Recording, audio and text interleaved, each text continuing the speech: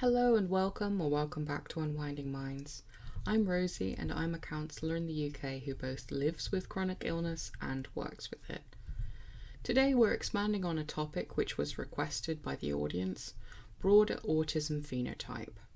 So let me ask you something. Have you ever met someone who just seemed a little bit different in the way that they connect with other people? Like they're marching to the beat of their own drum, perhaps? Or perhaps they're wonderfully bright, but a touch aloof or reserved. Maybe they prefer routines or take things really quite literally. They don't have a mental health diagnosis, and they get on perfectly well in life, but you notice echoes of what people often associate with autism. Well, these behaviours might be seen with Broad Autism Phenotype, or BAP for short, and it's not a mental illness, not a diagnostic label, but rather a fascinating pattern of traits that runs quietly through families and communities. And it gives us a deeper insight into how autism works on a spectrum. So in this video, we'll discuss where the idea of BAP came from, why it matters, what its limitations are, and how it sometimes shows up in everyday life. My hope is that by the end, you'll see BAP not as an issue, but as part of the rich diversity of how humans relate, communicate, and experience the world. Please bear in mind that this video is not a substitute for counselling or for a doctor's appointment, and none of the videos on this channel are. Now, before we go any further, let's rewind and talk about the word phenotype, because it's not one you come across every day. I'm not ashamed to say that I didn't know what it meant until I went away and did some reading. The word phenotype simply means the set of traits we can observe in a person. The way that someone communicates, for example, the way they behave or interact with the world. It's radically different from a diagnosis, which is a formal decision made by doctors when someone meets certain criteria for a conditional illness, usually following the DSM-5 or that country's equivalent. The distinction is important. I'll repeat it again. BAP is not diagnosable. The term Broad Autism Phenotype, or BAP, refers to those gentle echoes of autism that you might see in some people, perhaps a little bit of social awkwardness, or a preference for routine, or a very focused interest, but not strong enough signs to warrant an autism diagnosis. The idea first came about when doctors noticed parents, siblings, and other relatives of autistic individuals often show these kinds of subtle traits themselves. For example, you might have a mum who is wonderfully reliable and organised, but becomes very unsettled when plans change at the last minute. Or a brother who's bright and caring, but finds sarcasm or hidden meanings in conversations really confusing. And it's important to say, BAP isn't a disorder. It also isn't something that really needs any kind of treating. It's simply a descriptive concept, that helps us to understand the wide and varied ways that human traits can appear. So why the heck is this important? Why does the idea of broader autism phenotype matter? Well, firstly, it helps us understand autism and traits of autism better. Traits linked with autism don't suddenly appear at the point of diagnosis. They can be present in gentler forms across a continuum and across families, which gives researchers valuable clues about the genetic or biological factors that may increase the likelihood of autism. Secondly, it has real meaning for families on a wider scale. If a parent or sibling also shows a touch of these traits, perhaps finding small talk difficult or becoming really stressed when routines are disrupted, then professionals can work with that in mind, offering much better support and clearer communication, which reaches out. And finally, it broadens our perspective on neurodiversity. It reminds us that autistic-like traits are not rare or confined to those with a diagnosis, but are sprinkled throughout the general population. In that sense, BAP invites us to think less in black and white categories and more in terms of a rich continuum of human variation. Now, before we go too far, it's very important to talk about some of the limitations of the idea of BAP. You see, many of the traits that we've mentioned, being a little shy, liking routine, preferring clear and direct language, can be just as easily part of an ordinary personality difference. Not everyone who shows these qualities is carrying a broader autism phenotype. And remember, BAP itself is not a diagnosis. It doesn't mean someone has a mild form of autism. I did a whole video on this recently called Why You're Not a Little Autistic, if you're interested in understanding the nuance of this more. BAP is simply a way for researchers to describe certain patterns when they appear more often in families of autistic individuals. Another challenge is that different studies use different tools or cutoffs, so you'll hear a very wide range of estimates about how common BAP really is. And of course, another downside is that we must also always be very careful not to stigmatize autism or autistic people any further, as unfortunately this is already very current as a problem. When we speak about these traits, the goal isn't to label or pathologize them, but to appreciate the subtler ways that people vary. Lastly, another limitation worth noting is that inheritance is never straightforward. A parent might show BAP traits and have children without autism, whilst another parent may not display any traits at all, yet still have an autistic child. So we must hold this concept up to the light and keep analysing it. It's useful for research and understanding ourselves, yes, but not something to be overinterpreted. Say it with me, guys, correlation is not causation. These are patterns, but not all of them are directly linked back to autism. And by the way, do give this video a thumbs up and subscribe if you want more videos like these, where we deep dive into very specific topics or insights about human behaviour and neurodiversity.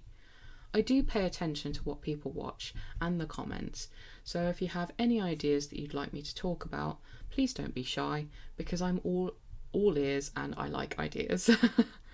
So back to it. What do these broader autism traits actually look like in everyday life? Well, they tend to cluster in a few key areas. The first is social and interpersonal style. Someone with BAP might seem a touch reserved, a little bit awkward in small talk, or they might miss some of the subtler social cues in conversations.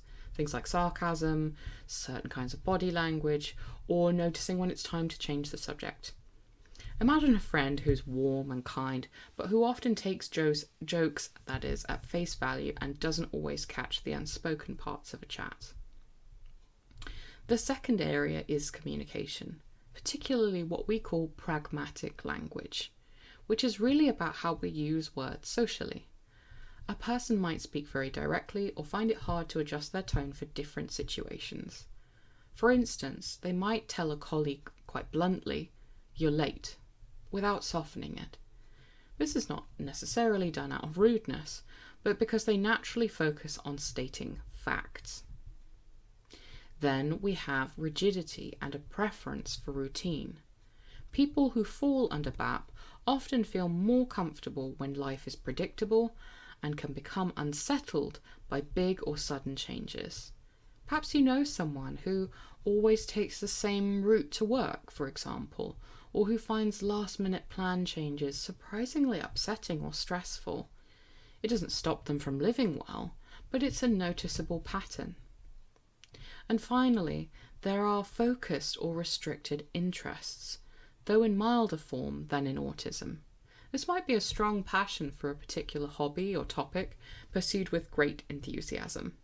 Picture someone who knows every single detail about vintage cameras, or can happily spend hours learning about the history of a single football club.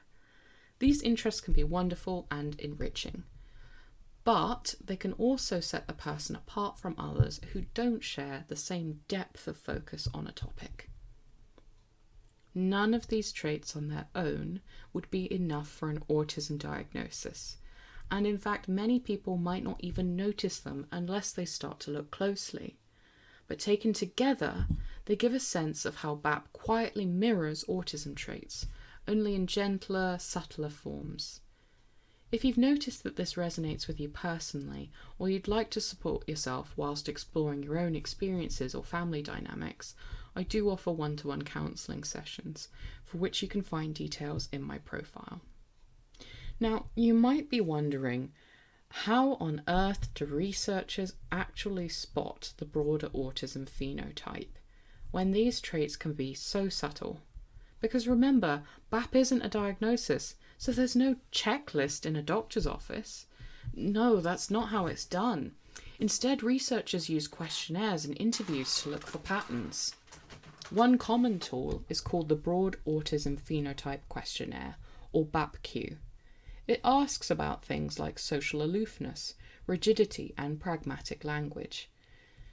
In other words, how comfortable someone feels in social situations, how flexible they are with routines, and how they tend to use language in conversation. Another measure that you may have already heard of is the Autism Spectrum Quotient, or AQ, which was originally designed to capture autistic traits more broadly. Researchers sometimes use it to see where someone falls along the spectrum of traits, even if they don't meet the criteria for an autism diagnosis itself. What these tools allow researchers to do is compare scores across groups. For example, if they take the parents of autistic children and compare those answers with those parents who don't have an autistic child, they can often see subtle but consistent differences. It's not that one group has autism and the other doesn't. Rather, one group may show a slightly higher likelihood of certain traits, like being more socially reserved or rigid, as I've explained already. And researchers are getting creative too.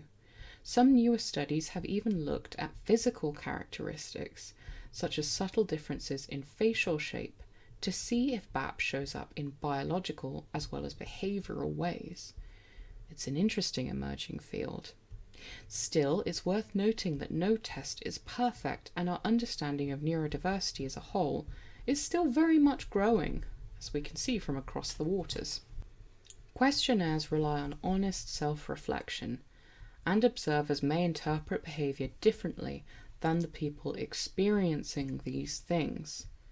So whilst these measures give us some clues, they don't give us hard lines, which is part of the point.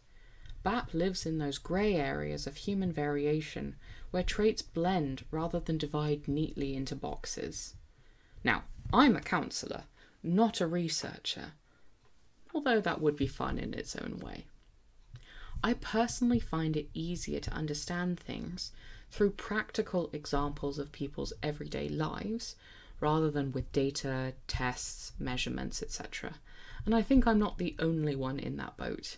So let's consider two brief fictional examples of BAP in action together. Let's start with Maria, a mother whose young son has been diagnosed with autism. Maria doesn't have autism herself, but she does find social situations pretty tiring. She prefers to keep conversations very straightforward and literal, and when the school suddenly changes the schedule for her son's therapy sessions, she feels extremely anxious and flustered. She's not impaired by those things. She manages her life perfectly well. But those little echoes of rigidity, social strain, are in there in the background for us to see. Now let's think about a different example. Let's call him Andrew, an older brother of a teenager with autism. Andrew is bright and good-natured, but he's always been a bit of a quiet lad, happiest in his own company. He has a deep passion for wind instruments, not just a casual hobby, but a true fascination with all kinds of wind instruments, different types or makes, and the history of wind instruments as a whole. His friends might sometimes tease him a little bit for knowing so much about one subject, but for Andrew it's a source of joy and focus. What's incredibly important about these two examples is that Maria and Andrew aren't struggling, and they don't need a diagnosis or treatment. They simply show those shadows of traits that we see in autism, but in milder or non-disabling forms. That right there is the essence of BAP. It's the subtle ways these traits weave into families and everyday life. I know this is a long video, especially for an introduction to a topic, but hopefully we can take away a few things together from it. At its heart, BAP reminds us that human traits exist on a continuum and a spectrum. Some of us may be highly social, spontaneous and flexible, whilst others may lean more towards routine or directness, or a quieter way of relating to others. Neither end of that spectrum is actually better or worse. They're simply different flavours or shades of being human. BAP is useful for researchers as they try to understand the role of genetics and environment on autism. And it's also useful for families as we try to make sense of why certain patterns do seem to echo across generations. And for others, it's important to remember that autistic-like traits are not confined to a diagnosis, but are scattered throughout the general population. Most importantly, and I hope I've emphasised this enough, BAP is not an illness, nor does it need to be a label that we carry, but it's a concept that broadens our view of neurodiversity. It encourages us to notice and appreciate the many ways that people communicate, think and thrive. And hopefully, you'll go away from this video with a little bit more love for those who seem a bit weird or different. Because really, that's where the richness of human nature is found, in how diverse and different we all are. If you're still with me, thank you. I really appreciate you for sticking it out. I know that my videos can be quite long, and that's because mental health is a nuanced topic, and if we're not careful, we can lose a lot of important meaning if we condense stuff down too small. If you found this video interesting or helpful, you can like the video, you can subscribe to the channel, you can turn on notifications to make sure you don't miss any, or you can share it with someone else. We cover many aspects of chronic illness, disability, neurodivergence, and mental health on this channel, and I upload very regularly. You can also check the description if you're interested in working with me on a one-to-one basis around BAP, as I do offer private counselling sessions. Thank you so much for watching, and take really good care.